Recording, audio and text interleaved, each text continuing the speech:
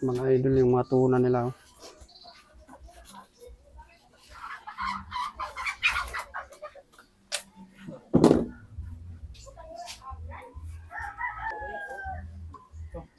Ano pala yung kinakain niya?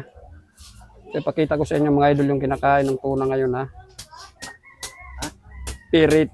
Pirit ang tawag niyan, yung iba. Tsaka ito yung pirit mga idol ha. Sa mga hindi nakakaalam yan yung pirit. Ito naman yung lawayan kung tawagin, matambaka. Madaling kainin yan pag buhay. At gutom ang tuna.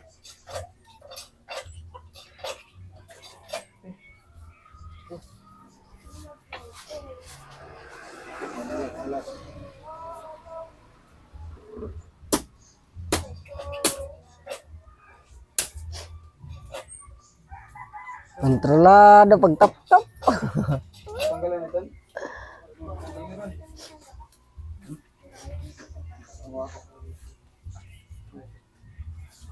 Sakto, train. Ano yun? 30. Sakto.